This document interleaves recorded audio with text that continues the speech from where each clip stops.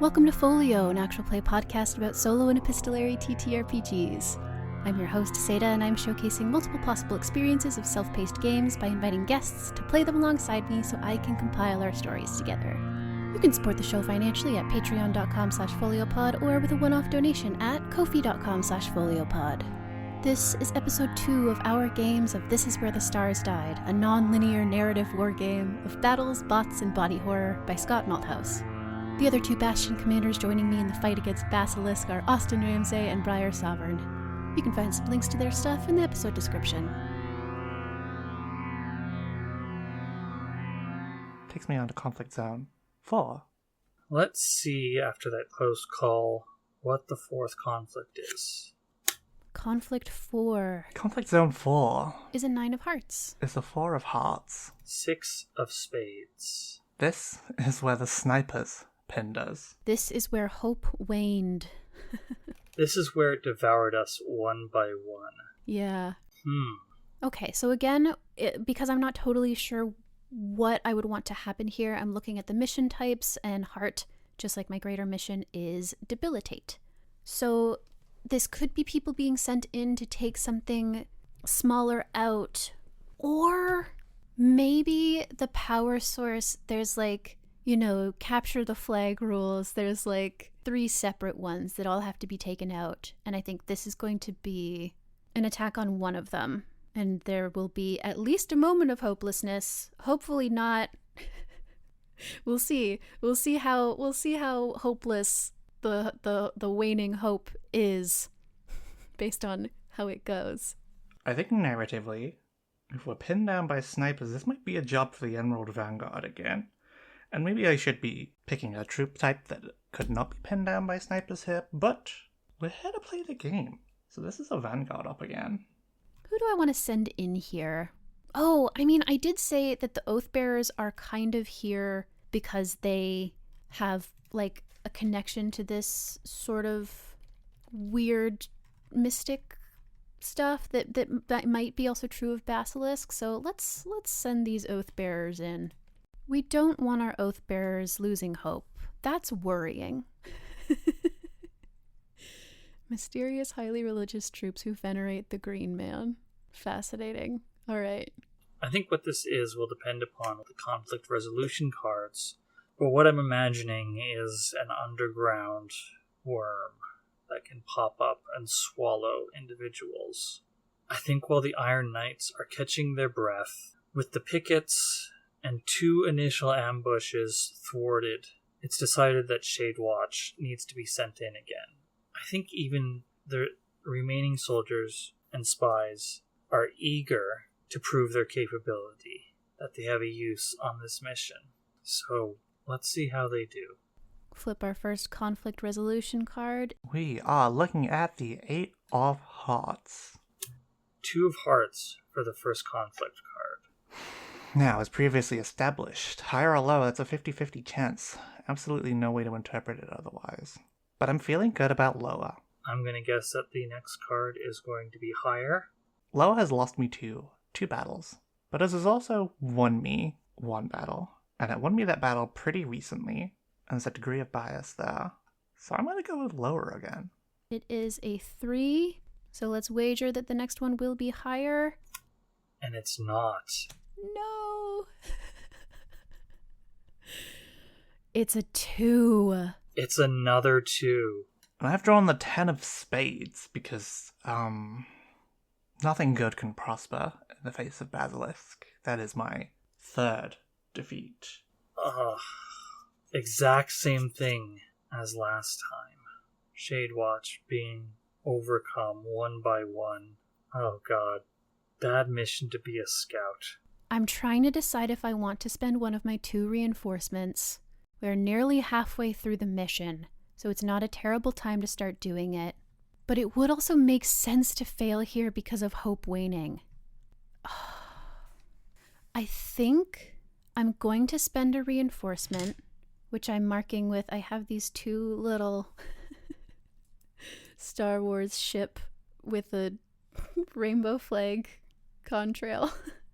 I'm spending a reinforcement. I'm going to try and play out the hopelessness in a different way. So I have pulled a 9 of diamonds, and that does make this a victory. I think I know what direction that means I'm going to go, but first I'm just going to look up the conflict element tags. Conflict tags for this defeat, where we'll pin down by snipers. 8 of hearts. That is override. And the 10 of spades, freedom. Well, yes, our freedom has most certainly been overridden by sniper fire. First one was a 3 of diamonds, and so that is notice. The second one was ultimately a 9 of diamonds, which is body. Ooh, yeah. Okay. 2 of hearts, disrupt, and 2 of spades, intelligence. Okay, well, that's exactly what happens here. They were sent ahead to gather intel for the rest of the force, and that plan has been disrupted. Shade Watch continues on ahead.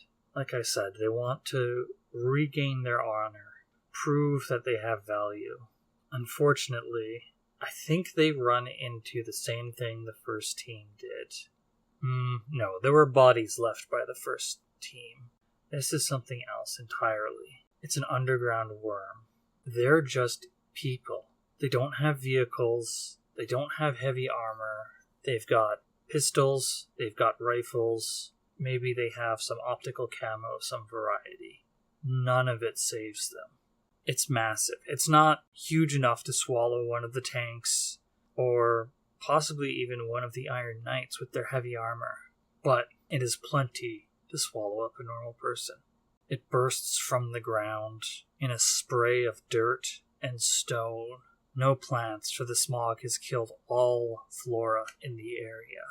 And each time it bursts forth from the ground, there is one fewer member of this Shade Watch team.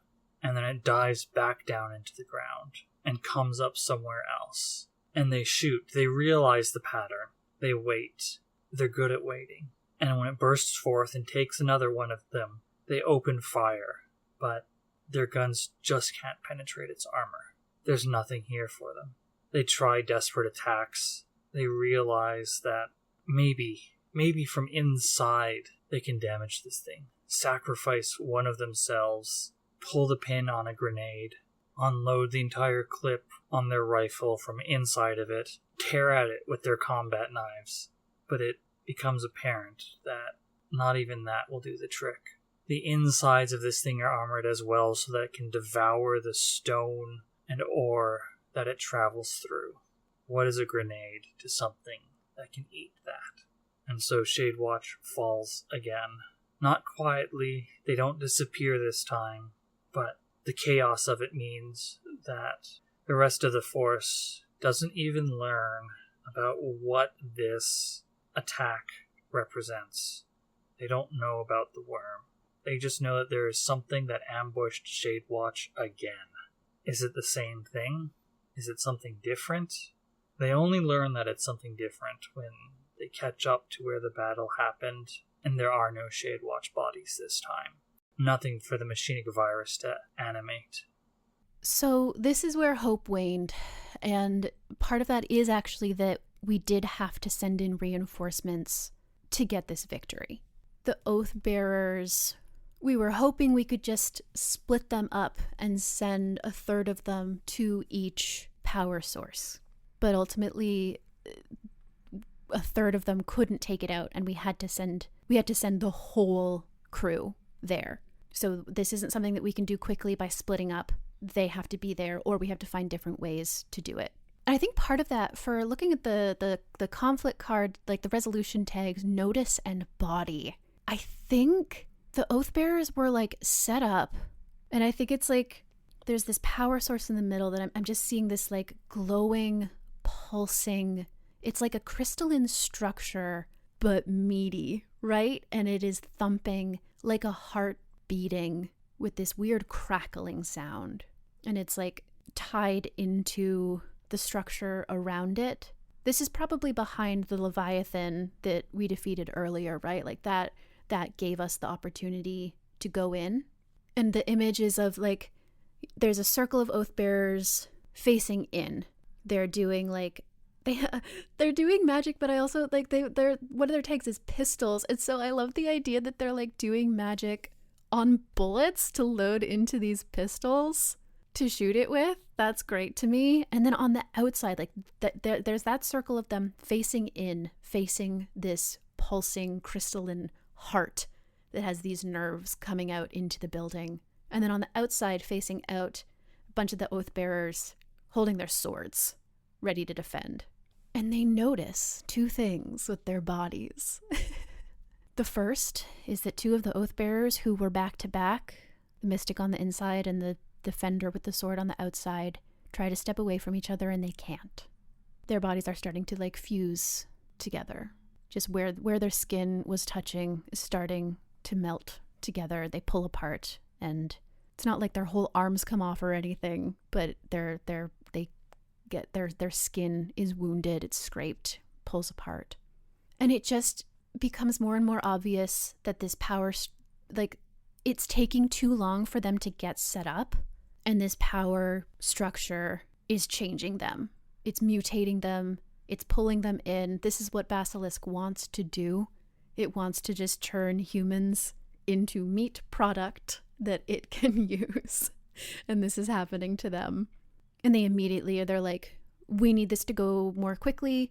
Like, we thought that we would have time to sit here and do these rituals 5 times, and shoot it that many times, but we just can't. We need everybody here. We need to do it all at once. We can't be here for this long.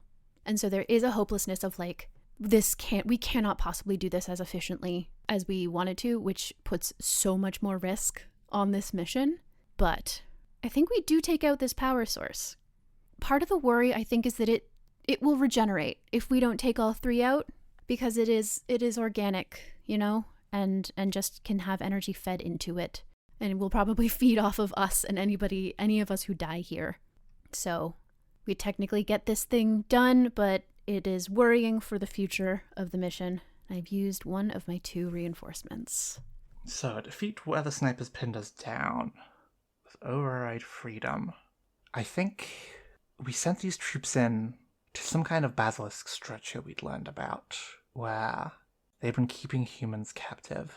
A jail, I suppose, of a kind, waiting to process them, waiting to transform them into themselves. We picked up this intel ahead of time, sent the Emerald Vanguard in. You need a human touch to free captives. We can't send the tanks in. We can't send the siege walkers in. We most certainly can't send the Grail Fists in to free people. And we got there and it was a trap. Or maybe it was too late. We got there and we managed to free some people, but the rest of the cells were already empty. They had already been processed. And there was no making it back out of that prison. The second we left, they were on us. The Vanguard are rookies. They, once again, had been sent to something that turned out to be more serious than we thought it was. And they were mulched. And I suppose put straight back into those cells. Straight back into confines to be processed. As mankind is slowly eradicated. Which is not the mission we send out on, unfortunately. Now let's check out my 5th conflict zone. So we are halfway there. I think that the factory is probably within sight. We're on approach towards it. Let's see what the next conflict zone is. Conflict number 5 is a Jack of Hearts. Lots of hearts. 8 of clubs. The Jack of Spades. This is where they walked among us. This is where they bombarded us. This is where the virus spread. Uh-oh. Remember how I was saying that the net terror thing might be contagious over comms or whatever? Uh-oh. So, who gets assigned to this? This one I sent I haven't used them yet. This is a Siege Walkers deal. Siege Walkers, again, slow missiles, flaming and imposing. Maybe that was supposed to be flamers. Did I read that wrong? Flamers, yes. They're not just on fire. Thank God. So do I want this to be Shade Watch continuing to retreat, continuing to deal with this? Or do I want this to sort of horrifyingly spread to some of my other troops? I think I'd love to get one of my other troop types on screen, and so this is going to be Shade Watch called to the Dragon Hawks, That makes sense to me as like they're like a big transport thing, right? So the idea that they would be kind of like the base that you call back to report stuff makes sense to me. So I think as Shadewatch was starting to retreat, they called Dragonhawks, who are elsewhere. And I think the conflict that they're having when it happens isn't even that important. They're just fighting Basilisk troops. And they received communication from Shadewatch as they were retreating. And unfortunately, something got transmitted over the radio. And we're about to see what that means. They walked among us. Oh, maybe this is actually reaching one of the outer prisons. And we actually get to some of the humans that are still alive at this factory. And so this is going to be the Dragonhawks assigned, as the crews jump out of the gunships to load people up into the transports to get them out of the combat area to save them. Unfortunately, not all of these humans are what they seem. So let's get the conflict cards. So our first conflict resolution card is a Jack of Spades. So I'm gonna bet that the next one is lower. We have the Six of Diamonds, which is kind of in the middle of the pack there. Statistically, a lot of high cards out here. And lower has literally never failed me. So I think I'm going lower again. Jack of Clubs. Next card, probably going to be lower. Let's hope I'm right, and that the Dragonhawks are able to overcome these infiltrator units. Got my third ace. 9 of Diamonds. Great. Okay. So that is in fact a victory. And this is the 8 of Diamonds, which is problematic because that's now my 4th defeat. Don't want to jinx it, but doing pretty good so far. I'm at 4 victory points, 1 defeat point. We are looking at 4 defeats and 1 victory, which is a pretty bad forecast as far as the conflict is concerned. We are not really doing numbers here. There's been more successful missions out there. Thank goodness. This one, not looking too good. Which I do want to note, one of the difficulty altering rules that they offer, if you're finding the victories flowing and want more of a challenge, try these rules. Remove reinforcements. And if a king or an ace is the second element pulled, it's an automatic defeat. If I used those rules, I would have 5 defeat points. They have 4 victory points. 3 of them have been aces and 1 of them used reinforcements. So I am in a specific situation where that difficulty alteration would mean this game is going completely differently, and that's very funny. I don't mind winning in this case. I'm having a lot of fun describing the horrors, so works for me. But we have conflict tags. The 6 of Diamonds, that is increase. And the 8 of Diamonds is grief. There is increased grief here, yeah. No shit. Jack of Clubs is prepare. 9 of Diamonds is body. Okay. Element for a Jack of Spades, defend. And Ace of Spades, threat. Cool. Okay, so I think what that actually gives me is more of an idea of what the Dragonhawks were doing when the virus started to spread. They are, as the Oathbearers are inside, taking that power source down, Dragonhawks are outside trying to, minimize the number of defenses that get in to try and stop them. Just, hovering above, deploying troops occasionally, but mostly just trying to use their autocannons to, take people out, take Basilisk troops out as they're coming up. And what we see from the outside is there's 3 of them that are hovering in the low atmosphere. And one of them just starts, they shouldn't be moving almost at all. And one of them just starts kind of jerking around. And then the comms light up with the sounds of panic. And this ship retreats too fast. It pulls way up. While some of the autocannons are still shooting, just completely missing their targets, letting a wave through. And I think part of the thing that makes this a victory is that, one of the reasons it was able to spread in Shadewatch is that a lot of them have inbuilt tech, like cyberware, and a lot of the troops and even the pilots of the Dragonhawks don't. And so, the pilot and some of the crew of that one specific ship, it takes them down. And I think it starts to, it spreads to some of the other troops here on these Dragonhawks that have the built-in tech, but they're not a majority. And so they're able to still like keep things under control. And I think, no, I was gonna say maybe like somebody from Shadewatch like contacts them to be like, hey, we figured out one of the things that works, but I think they don't want to take the risk. And so basically it's just like the people who are starting to freak out, nobody here knows why. They don't know about this. Like, they might put it together later, because I'm sure that when Shadewatch called, they were like, hey, people got trapped in the net. They might start to put together like, oh, something is attacking our like networked people. But it's not clear yet, but they do see who is freaking out, and they basically just quarantine them by putting them in, like locking them up. And I think the ship that retreated does actually retreat. Like, it is gone until somebody can take control of it. But another ship moves in to cover where the hole that it left, and they manage to sort of hold their ground and keep going, and it doesn't spread more than it already has. So, the Dragonhawks have medics among them, being the transports and expecting to have to help out a bunch of likely malnourished and possibly abused prisoners. The Dragonhawks have people to look after them.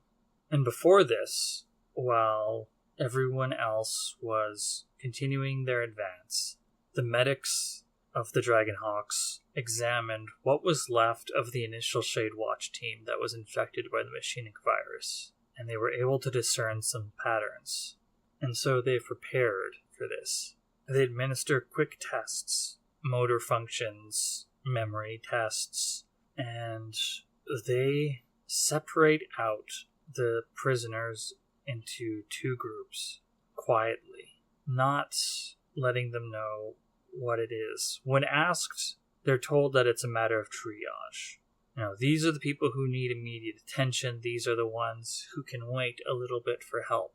And so those who are deemed as more dire in terms of needing help, those are loaded onto the initial wave of transports, and the others who are left behind, all those who are infiltrator units from the Basilisk, are told to stay put.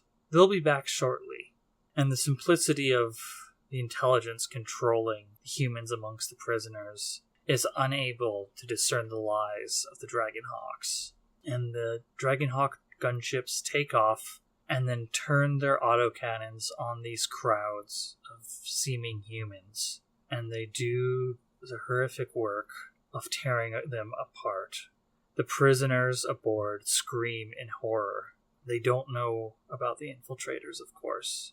And in their panic, it's impossible to explain to them. Many are restrained, others are sedated, but in the end, they're saved. And there are no casualties amongst the Dragonhawks or the prisoners. Even if the rest of the mission fails, they saved some people. This is where they bombarded us. This, I think, is one of the first battlefields. This is one of the first cities that fell to the Basilisk. And we sent the siege walkers in to try and retake it, assuming that it was gone, completely taken. There's nothing left here to salvage. Just send the siege walkers in. And it turned out that's not really the case. There were refugees here. There were people staying in the buildings. There were small local resistance cells here. And they bombarded it again to deal with the siege walkers. So people were either crushed by the siege walkers, killed as the buildings were destroyed, killed as the siege walkers were knocked down by the bombardments, or destroyed by the bombardments themselves. The siege walkers never made it to where they were supposed to lay siege to. The city became a death trap for everything in it. Alright, let's see what the next conflict zone is. As a little reminder, this has been going abysmally. It's a pretty bad situation, frankly, broadly speaking, but there's always a chance we do better. So, let's try and do better. That is the 10 of clubs. 2 of diamonds. 4 of hearts. This is where the ground trembled beneath us. It definitely evokes some kind of large, a really big kind of basilisk unit, or some kind of earthquake or something. So let's play into that. Let's throw the siege walkers at this one. Big versus big. This is where the dead walked. Ooh. For a little bit of guidance here, looking at the missions, diamonds are capture, find and take an objective, i.e. a piece of tech, an enemy. Cool. So yeah, let's say that somebody is being sent in to specifically capture something. What troops do I want to send in here? Oh, if they're being sent in to capture something, this is the perfect time to bring in my 5th troop type, which is the Valiant Lancers. My weird little bikers with their electric lances. Their tags are fast-flying electric lances. Hell yes. I think that this is actually in reaction to everything that's going on with Shade Watch. They, like, as they're retreating, run into some of these lancers who are just, like, speeding around the battlefield outside, taking people out so that the buildings are, like, less occupied. The base that we're wandering through, which I've apparently established. I think that makes sense. And Shadewatch, like, runs into some of them and is like, hey, we can't use comms at the moment. We think we're compromised. Here's everything that's happened. Can you spare some people to send in and try and just find and take their router, essentially? Like, can you find the heart of the network and bring it to us so that we can figure out how to cure this and get our people back? And the Valiant Lancers love a risky challenge, so absolutely they can send a bunch of troops in to find the router. Yeah. This is where the snipers pinned us. Okay. I'm assigning the Avalonian tanks to this. If they're snipers, the best way to deal with them is saturation bombardment once you locate where the sniper fire is coming from. I think that the column, the force, comes under attack from the basilisk snipers, shooting from impossible distances, ranges that no human sniper could reasonably take shots from. But we're not dealing with human snipers, of course. And so we can't seek to deal with them with counter sniping. We have to just take a hammer to this problem. The tanks roll forward, they raise their rocket batteries. The remaining Shadewatch members are able to triangulate locations from the sniper fire. And then the tanks let loose. So I'm going to flip my conflict resolution cards. The first conflict resolution card is a 6. The 8 of clubs. 10 of clubs. Okay. That's hard. Going lower has never failed me once. And the numbers look good, so I'm going to go lower.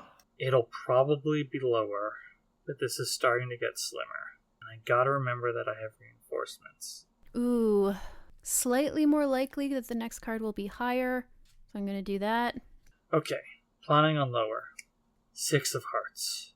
Okay. Nope, it was a 4. And it is the Jack of Diamonds. This happens to me every time. That is another defeat. Cool and good. I don't think I want to spend another reinforcement here, though let me do some quick math. I could still lose. I have 4 victory points, and if this is a defeat, 2 defeat points, and there are 4 missions left. And so if the rest of them are defeats, then I lose. I think that I'm not quite at the coin flip yet, and a 6 is in the middle that, like, re-rolling this, pulling another card, just isn't definitive enough for me to be comfortable doing it. So, gonna take the defeat. So that is, for the elements, 10 of clubs is altar, and 6 of hearts is remote. With the 8 of spades, that is overcome, and the Jack of Diamonds, which is a union. Overcome union. Oof. 6 of diamonds is increase. The tag for the 4 of clubs is force. Oh no. I think some people are going to get crushed on their bikes. Altar and remote. Okay, I think I've got what this is. So, this pinning attack from the basilisk snipers was not meant to be a debilitating assault. It's meant to get our position, to find out where the column is, where the majority of our forces are. The basilisk knew that we would have to respond with fire support. with something heavy. And so they have their own artillery in place. Airburst fragmentation munitions explode over the Avalonian tank positions, firing downward, and they would wreak havoc on anything lighter than the tanks. However, before the tanks began their bombardment, they moved to a remote location away from the column, specifically so that the column could not be pinpointed. The Basilisk counter battery is a failure. The tanks take damage, but their heavy armor protects them, heavier even than the Iron Knights. And so all that the Basilisk does is waste its needle munitions on these tanks at the cost of its snipers. This is where the earth trembled and a union was overcome, involving my siege walkers. I think this was a mission on some kind of a planet we knew had become a staging ground for Basilisk.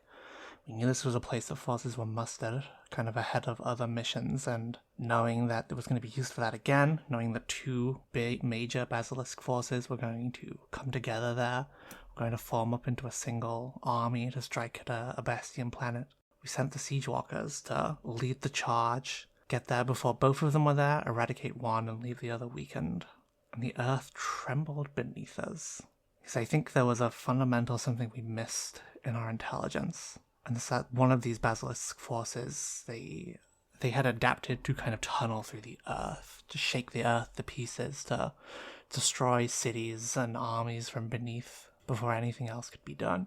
And the Siege Walkers just aren't really designed for that. The Siege Walkers are there to lay siege, to fight other huge things, not to be destroyed from beneath. The earth crumbled and broke apart beneath them. They collapsed down into new valleys and holes that were dug and caved away. They were just too slow to do anything about it. And they were easy pickings once they were immobilized. That is failure number 5. This is where the dead walked. Oh, so the Lancers on their skimmer bikes go in and they're like, we have to find the heart of the network. Let's start by, like, they have to go and look at the Shade Watch troops who were trapped and be like, well, if they're connected to the network, then that will show us sort of where we should go. And they go in, and this is where the dead walked. Those troops were killed. They went deep in the network, and I think their brains just got melted. Their wear overheated, and they were just killed. And that's part of what increased force here means. It increased the force and killed them, and also has added them to the troops. And so the Lancers go in to what should be undefended, but it has now been turned into a defended area because the Shade Watch troops that were there have been turned into defenders of it. So I think in part they are just taken by surprise. And I think that, like, I want part of what goes wrong here to be that the bikes get fucked with. And so I think it's like the Valiant Lancers come in and they are like looking at the network stuff, and all of the Shade Watch troops are just still laid out. And I think they probably look like they're breathing. They're not. It is just a manual thing that is happening inside of their bodies, moving their lungs or whatever. And then they surprise attack. They all get up. And I think one of the things that they do is they're not scared of dying anymore because they're already dead. And they don't feel fear. Or they feel only fear. Hard to say. They just shove hands into the hearts of these weird little skimmer bikes and put them totally out of control. A bunch of people just crash into walls and get severely wounded. And they probably would be able to get out still, but they were surprised. And so those people, once they're sort of debilitated, once they're taken down, they are also claimed by Basilisk to be just fed into its weird meat war machine. And it isn't like it's immediate. They can't just be taken over, but they are quickly claimed. And so the thing here, I think, is that some of the Valiant Lancers retreat, and then some of them, in sort of a mirror of what happened to Shade Watch in the network, what got them taken out, is that they're just forced forward, deeper into the base. But they're lost. Like they aren't forced closer to their objective necessarily. They are just forced forward, and they're stuck inside, and they're divided. So that's the defeat there. There's my little defeat point. Now at this point I have to think about numbers, because the best I can achieve without pushing at this point is a draw. And you can't really draw on an eradication mission. So I may have to push. I may have to start using the tools in my little tool bag at this point. As we move on to Conflict Zone 7, which is the 5 of clubs. Let's see what the next card is for Conflict 7. 8 of spades. My 7th conflict card is the 2 of clubs. This is where we found the prisoners. Oh great, another prison. This is where something was stolen from us. Yeah. This is where our surroundings became a nightmare. I think this is a return of the worms, but maybe a bigger one. They can't trust the ground under their feet. Let's throw in the Dragonhawks on this one. Critically underused Dragonhawks so far. What have we got going on? Shadewatch, they're pretty much okay. We could send them to do something else, but they're kind of recuperating and just reassessing what's safe. The Oathbearers took out the one power supply and are kind of moving towards another, I think. The Dragonhawks are defending their backs. The Lancers are like zipping around, trying to keep things defended and also shoved deeper into the base. And there's the Siege Walkers. They don't have as much mobility, and I think they're gonna be slowly heading towards like where they need to set up next. Like, I wonder, yeah, oh, right, okay, so part of it is that the Oathbearers were like, we're gonna be able to do all of this simultaneously, figured out they're not, and so it's going to be longer. And so I wonder if the Siege Walkers like weren't necessarily supposed to redeploy. They were supposed to just be here, and so they are here and trying to figure out like what is tactically, like, should we stay here or is there somewhere better for us to like be doing support if we're going to be here for longer? And it's just this sort of like harried tactical discussion. And it makes sense to me to set up the idea that something could be stolen while that is happening. And so that's why I'm going to deploy my Siege Walkers here. Their tags again are slow, missiles, flamers, imposing. I think it's time for the Valiant Lancers to enter the fray. As these worms appear, the Lancers take to the sky. They wait for the worms to attack because they're the only ones fast enough and armed with heavy enough weapons to respond before the worms disappear back under the ground. The worms may not be large enough to swallow anyone but Shadewatch whole. They can still tear off treads off of tanks, guns off of Dragonhawk gunships, and limbs off of Iron Knights. They are still a threat, even if they can't devour all the forces. The first conflict resolution card is a 10 of clubs. Queen of Diamonds. Okay. 10 of spades. Okay. Well, this is probably going to be lower again. Let's hope I'm right. 8 of hearts. Going to say that the next card is going to be lower. It is. It's a 7 of clubs.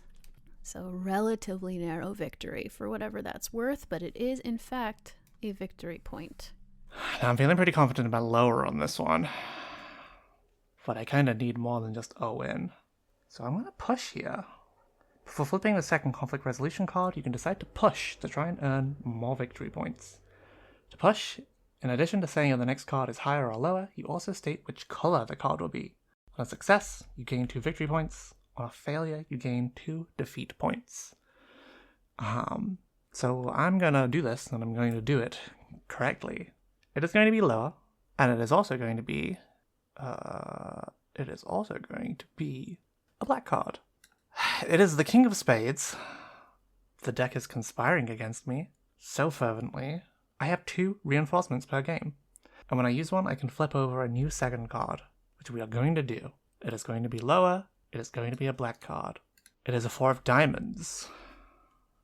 That's 2 defeat points for a total of 7. Things are looking grim over here at Bastion HQ. People are not meeting gazes. I have 5 victory points, 2 defeat points. That is 5 victories for the humans and 2 defeats. I could still lose. Victory appears effectively assured for humanity in this battle. Can I fucking win this thing even slightly? However, the costs could still be terribly high, and the possibility of a stalemate still remains. It isn't a guarantee until I get a 6. I could pull off 2 desperate stands and a regular victory here. But that's looking unlikely. What's next? Yes, find the tags for the conflict resolution cards. 10 of clubs, alter, and the 7 of clubs is menace. Yeah, so something was stolen from us.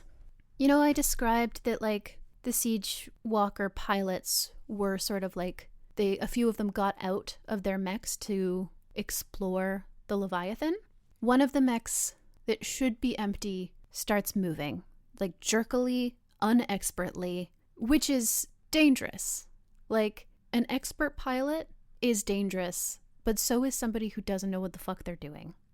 And then I think, yeah, maybe let's say all of the empty mechs, this starts happening. I think it's there's 5 of them at this point. You know, there's 5 people who are still looking around, and then other people have gotten back in so they can start having these tactical discussions and looking around and defending and stuff. But these 5 mechs that should be empty just start moving around, and there's a scuffle. I think one manages to get enough control that it actually leaves. It actually gets away. They're slow, but I think that it manages to stagger into a pit. It literally just staggers over, and it's not going to be in great condition once it hits the bottom, but that doesn't matter for Basilisk, who's taking it, right? They just want the parts, and we can't exactly go down and retrieve it. Maybe even a couple just manage to lurch and stagger and drag themselves and tumble and fall into this pit, and they're just gone. They're taken. They have those parts now. But the other siege walkers managed to take down the 3 other ones that were still figuring it out. And alter and menace, the thing that I'm thinking is once they've been taken out, go over to assess the damage and see who was in there, and no one's in there. It's just that a nervous system has grown incredibly rapidly in the cockpit. It's almost they just threw a seed of something in here, and it just spread, and it's this wet, red, fleshy webbing that's just moving around and trying to snake into the mechanics and figure out just get into the machine and figure out how to work it. We burn it out. Maybe save 1 if we can to study, but no, you know what? I'm gonna say that too was stolen from us. The opportunity to understand this was stolen from us. We try to save 1, cut off all of the weapons, whatever, and it just keeps growing, and it starts encroaching on the outside of the mech, and we're oh, never mind, that will spread. Burn it out. We're not taking this home to study. We do that. Technically a victory, but we did lose some stuff. And it's scary. We don't like it. It's not nice. So, 10 of spades. Explore, 8 of hearts, drone. I think I have an idea of what this is. The Lancers release a bunch of drones to assist them in corralling the worms.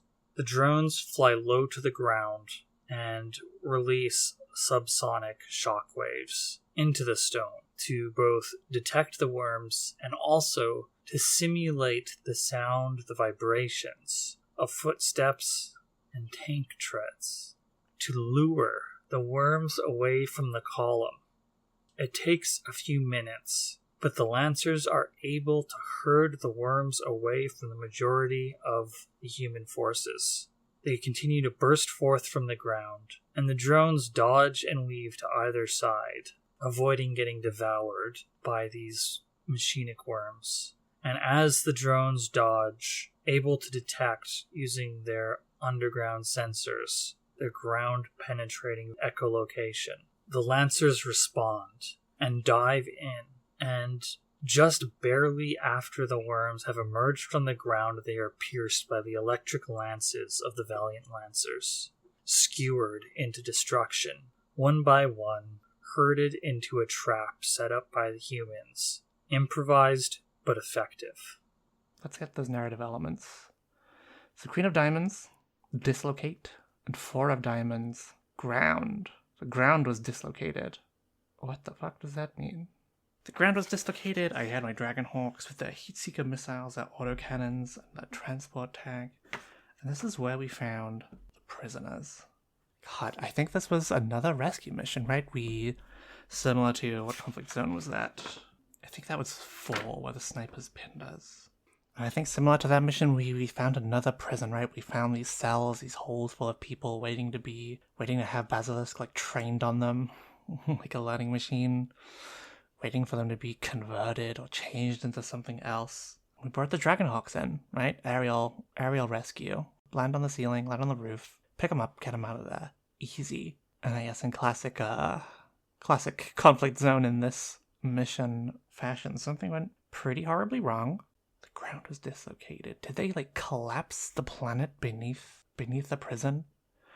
These same tunneling basilisk creatures we had encountered earlier, whatever kind of machines they had put into use there, tunneled beneath the prison, collapsed it, destroyed the whole thing underneath us rather than let us free anyone. Someone's doing an eradication mission, and it is not us. Or at least ours is not going as well as theirs. So that's going in the report as well. Not nice, and we don't like it. Yucky. End log. This has been Folio, an actual play podcast about solo and otherwise self-paced TTRPGs. To find where you can find the show, check out foliopod.card.co. You can find Austin at Austin Ramsay Games on Bluesky and Tumblr, and listen to her mega game actual play podcast CallusCon on YouTube or in your podcatcher of choice. You can find Briar at weregazelle.com and royalrabbit.itch.io. You can find Satah, who is me, at gaygothvibes.online, and follow me on Bluesky at posatachips.gaygothvibes.online. Next week, Austin and Briar and I will continue our games of This Is Where the Stars Died by Scott Meldhouse, found at trollishdelvergames.itch.io. Everything I mentioned here is linked in the show notes. Thanks so much for listening, and take care out there.